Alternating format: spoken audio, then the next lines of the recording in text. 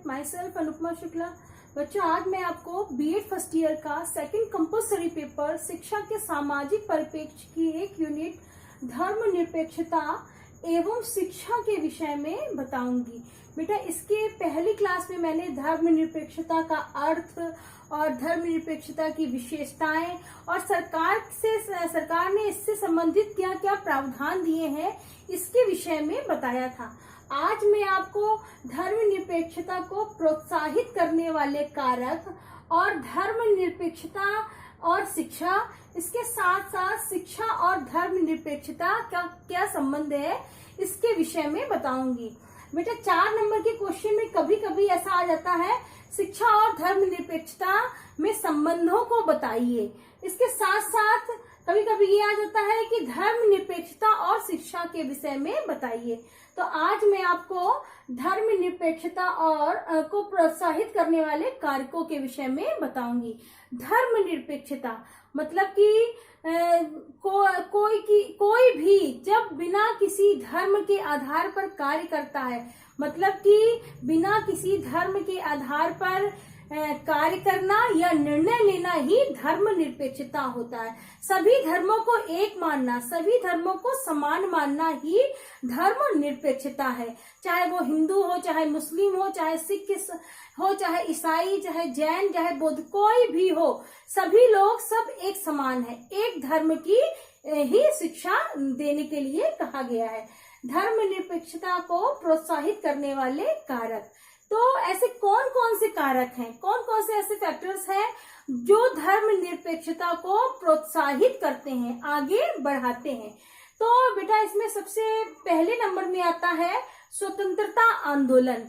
बेटा, स्वतंत्रता प्राप्ति के पश्चात कई ऐसे, उसके पहले भी और पश्चात स्वतंत्रता आंदोलन हुए जिनके परिणाम स्वरूप धर्म की शिक्षा दी गई और सभी धर्मों को समान बताया गया और सभी धर्मों में समभाव की भावनाओं को बताया गया, जिसके परिणाम स्वरूप हमारे देश के नागरिकों में धर्म के विषय में एक विशेष, मतलब सभी धर्मों को मानने के विषय में एक विशेष तरह की योजना की शुरुआत हुई, अर्थात सभी धर्मों को समान माना जाने लगा। अगले नंबर में आता है बेटा राजनीतिक दल। बेटा, बहुत से ऐसे राजनीतिक दलों का भी निर्माण हुआ, जैसे कांग्रेस हो गया, सपा हो गया, भाजपा हो गया इत्यादि। सभी राजनीतिक दलों ने भी इन सभी धर्मों को समान मानने के लिए कई ऐसे अथक प्रयास किए और सभी धर्मों को एक समान, मतलब कि जाति पाति के बंधनों को छोड़ने के लिए कई ऐसे प्रयास किए। काफी हद तक ये प्रयास सफल भी हुए, अर्थात सभी धर्मों को मानना ही श्रेष्ठ होता है।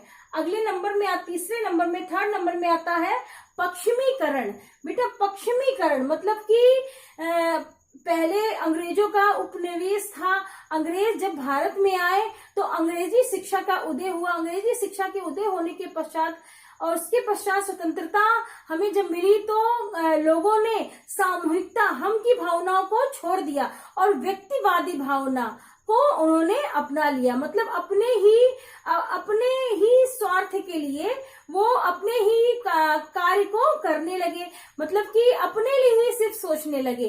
तो बेटा, इस पश्चिमीकरण ने इन सब चीजों को दिया। इसके पश्चात बेटा, अंग्रेजों ने प्रौद्योगिकी के क्षेत्र में, आवागमन के क्षेत्र में और डाक है, रेलवे इत्यादि चीजों का निर्माण किया, जिसके परिणाम स्वरूप हमारे देश की जनता एक साथ कार्य करने के लिए विवश हुई, जिसके परिणाम स्वरूप सभी धर्मों के लोग एक साथ काम करने लगे और धार्मिक एकता को प्रोत्साहन भी मिला।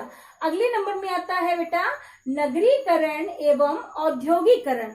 बेटा, नगरीकरण, हमारा जो देश है वो कृषि प्रधान देश है, लेकिन साधनों के अभाव में कई लोग नगरों की ओर पलायन करने लगे। नगरों की ओर पलायन करने लगे तो औद्योगिकरण बढ़ने लगे। जब कई विचारधारा के लोग एक साथ आपस में रहने लगे, उन लोगों की संस्कृति, आचार, विचार, मान्यताएं, सिद्धांत अलग अलग होने के बावजूद भी जब वो एक ही जगह कार्य करने लगे तो सभी धर्मों का आदर करने लगे और सभी धर्मों को एक मानने लगे।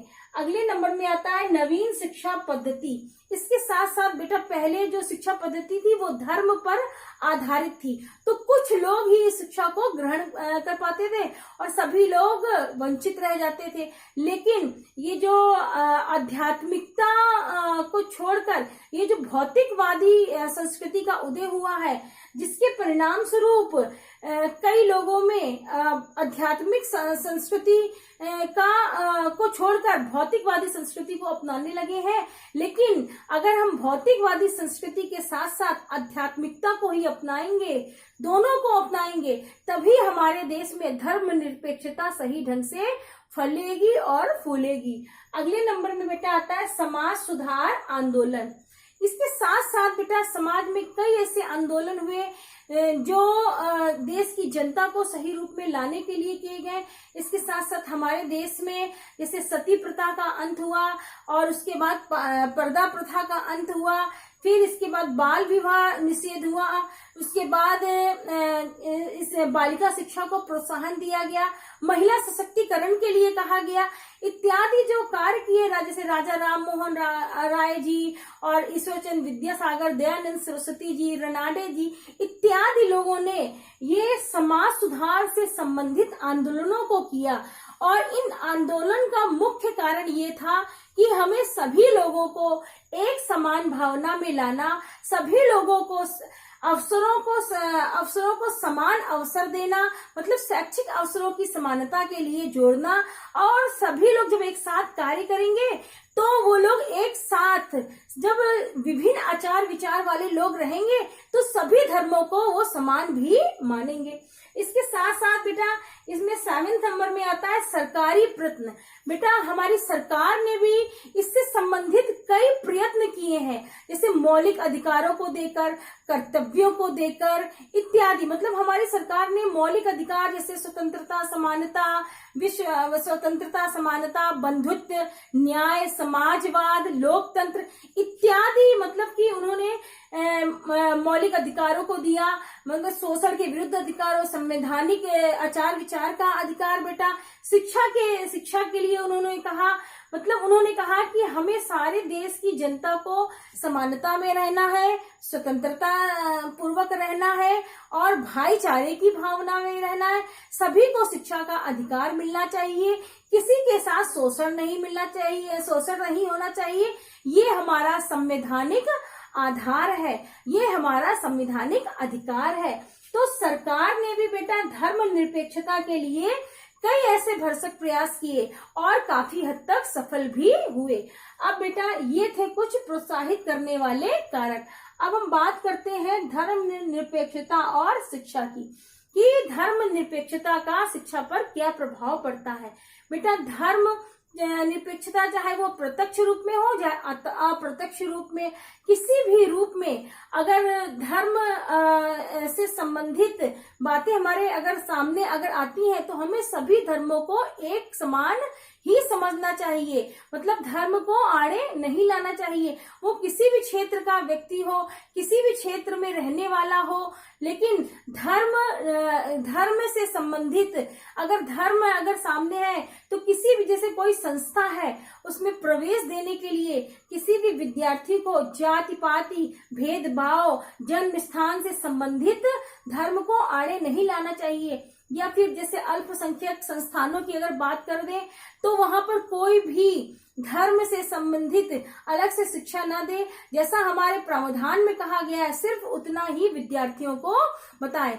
इसके साथ साथ बेटा धर्म को, मतलब कि धर्म की शिक्षा के साथ साथ इन सभी चीजों की जो हमारे देश में व्याप्त है, उन सभी चीजों की उनको शिक्षा देनी चाहिए। बेटा इससे साफ जाहिर है कि हम इस समय आध्यात्मिकता को छोड़कर भौतिकवाद में आगे बढ़ते चले जा रहे हैं। बेटा ये भी नहीं ठीक है कि हम आध्यात्मिकता को छोड़कर भौतिकता की ओर भागेंगे, तो हम सब के साथ एकता की भावना नहीं कर पाएंगे। हम सिर्फ अपने निजी स्वार्थ के लिए जीना सीख जाएंगे। हम भौतिकता के साथ साथ अगर हम आध्यात्मिकता को भी अगर पकड़े रहेंगे तो सही मायने में हमें अपने धर्म की शिक्षा भी प्राप्त हो जाएगी। तो शिक्षा का बेटा धर्म पर बहुत ही प्रभाव पड़ता है। शिक्षा हमारे धर्म हमारी शिक्षा को सही ढंग से प्रचारित और प्रसारित करता है। तो धर्म का शिक्षा में महत्वपूर्ण स्थान है। अब बात करते हैं बेटा शिक्षा और धर्म निरपेक्षता की। शिक्षा का क्या पड़ता है प्रभाव धर्म निरपेक्षता का? तो बेटा शिक्षा का भी महत्वपूर्ण प्रभाव पड़ता है। अगर हम शिक्षित हैं तो हम सही ढंग से ये जान लेंगे कि हमें किसी धर्म की अवहेलना नहीं करनी चाहिए। हमें सभी धर्मों का पालन करना चाहिए। हमें किसी धर्म को आड़े नहीं लाना चाहिए, चाहे वो किसी संस्था में प्रवेश की बात हो, चाहे किसी प्रमोशन की बात हो या कोई अन्य बात हो। हमें धर्म को नहीं आड़े लाना चाहिए। बेटा ये सब कैसे संभव होगा? जब हम शिक्षित होंगे, जब हमें शिक्षा का अधिकार प्राप्त होगा, तब हम इन सारी बातों को सही ढंग से समझ पाएंगे। तो अब बात करते हैं कि शिक्षा का क्या प्रभाव पड़ता है धर्म निरपेक्षता पर। तो फर्स्ट नंबर में आता है प्रवेश के समय भेद न किया जाए।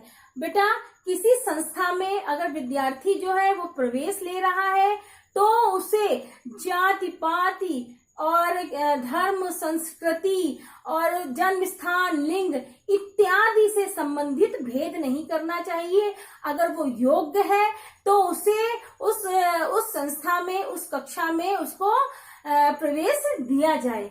अगले नंबर में आता है रुचि योग्यता के अनुसार विषयों का चयन।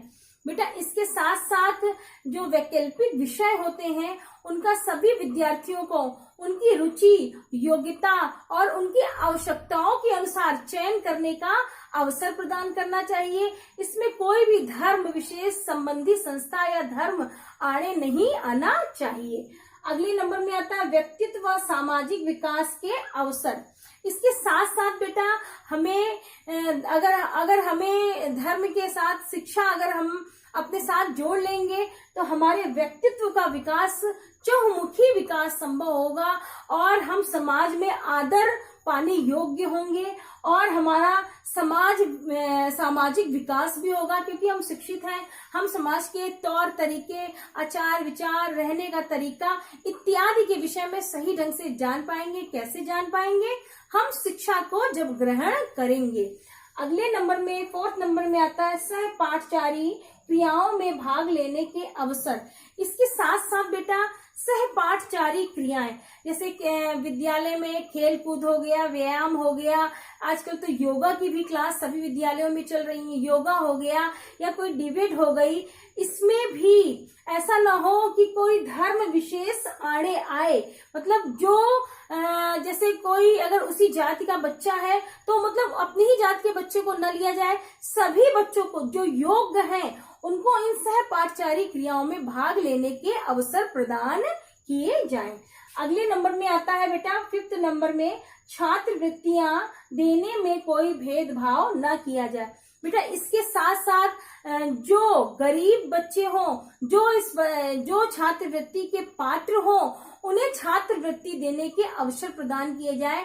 इसमें भी धर्म आड़े नहीं आना चाहिए। अगर बेटा हो सकता है योग्य हो और धनाभाव के कारण वो शिक्षा को ग्रहण न कर पा रहे हो और ये जो स्कॉलरशिप है, छात्रवृत्ति अगर उनको मिल जाती है तो वो अपनी शिक्षा को आगे बढ़ा सकते हैं। तो अगर ऐसा कार्य किया गया तो उस बच्चे का विकास रुक जाएगा, वो वहीं पर ठहर जाएगा। तो इसमें कोई भी धर्म विशेष आड़े नहीं आ पाएगा। बेटा तो ये कैसे नहीं आ सकता है? अगर हम शिक्षित होंगे, अगर हम शिक्षा ग्रहण करेंगे तभी ये सारी चीजें सामने नहीं आ पाएंगी। बेटा अगले नंबर में आता है एक निश्चित गणवेश।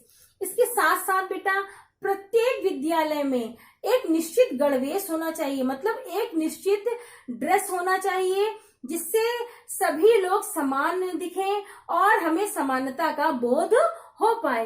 अगले नंबर में बेटा आता है विद्यालय का संपूर्ण स्वरूप लोकतांत्रिक हो। इसके साथ साथ बेटा विद्यालय का जो संपूर्ण स्वरूप है वो लोकतांत्रिक होना चाहिए, प्रजातांत्रिक होना चाहिए। चाहे वो प्रबंधक हो गया, चाहे वो शिक्षणगण हो गए, चाहे वो कर्मचारी हो गए, चाहे वो चपरासी हो गए, चाहे वो माली हो गए, चाहे वो कोई भी हो, विद्यालय में जो भी हो सब लोकतांत्रिक हो। मतलब सब लोग, मतलब जनता की भलाई के, जनता की हित के बारे में सोचने वाले लोग हों, तभी हमारे देश का विकास संभव हो सकेगा।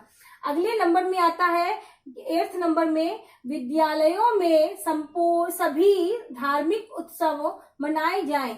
इसके साथ साथ बेटा विद्यालय में सभी धार्मिक उत्सव मनाए जाने चाहिए, चाहे वो ईद हो, चाहे वो दीपावली हो, चाहे वो क्रिश्चियनों का त्योहार हो, चाहे वो सिखों का त्योहार हो, कोई भी हो, सबके बारे में विद्यार्थियों को, सबके रिलीजन के बारे में, सबके धर्म के बारे में विद्यार्थियों को अवगत कराना चाहिए, ताकि वो अपने ये जो सबके धर्म के बारे में अगर उनको पता होगा तो सभी धर्मों का वो आदर करेंगे और किसी के साथ भेदभाव पूर्ण व्यवहार नहीं किया जाएगा। अगले नंबर में आता है धार्मिक स्थलों का भ्रमण। इसके साथ साथ बेटा बच्चों को पर्यटन ले जाना चाहिए, भ्रमण के लिए ले जाना चाहिए, और सब धर्मों के हमें उनको धार्मिक स्थलों को दिखाना चाहिए, उनकी जन्मभूमि के बारे में, उनके इतिहास के बारे में, और उनका किस तरह से विकास उस धर्म का हुआ, सभी धर्मों के बारे में अगर हम बच्चों को ले जाएंगे, जिससे उनके अंदर एक उदारवादी नीति का उदय होगा। और जब वो उदार प्रवृत्ति के होंगे तो सबके साथ दया, प्रेम, मित्रता, सहानुभूति इत्यादि गुणों का विकास होगा, जिससे वो धार्मिक एकता को सही ढंग से उसका पालन कर पाएंगे। और ये सब किससे संभव होगा बेटा? ये सब शिक्षा के जरिए संभव होगा, अगर हम शिक्षा के सभी अवसरों को सही ढंग से प्राप्त कर पाएंगे। बेटा अगले नंबर में आता है 10th नंबर में विद्यालयों में स्व सरकारों का गठन। इसके साथ साथ बेटा विद्यालयों में छात्रों से ये कहना चाहिए कि वो स्व सरकार, मतलब कि अपने एक नेतृत्व में अपने विद्यार्थियों से संबंधित स्व सरकारों का गठन करें, जिसका चुनाव बिल्कुल केंद्र और जैसे राज्यसभा का चुनाव होता है केंद्रीय और राज्य, उसी तरह का उनका चुनाव निष्पक्ष होना चाहिए, जिससे वो आगे भविष्य में आने वाले चुनाव की प्रक्रिया को भी समझ सके। और उनके अंदर सबसे बड़ी बात है बेटा, उनके अंदर एक नेतृत्व करने की क्षमता का भी विकास हो सके, ताकि वो अगर अभी से इस कार्य को करना प्रारंभ कर देते हैं तो आगे भविष्य में वो नेतृत्व करने की क्षमता उनके अंदर बहुत ढंग से पनपेगी, जिससे हमारे देश का विकास हो सकेगा। हमारे देश का विकास होगा तो हमारे देश के सभी नागरिकों का भी विकास होगा।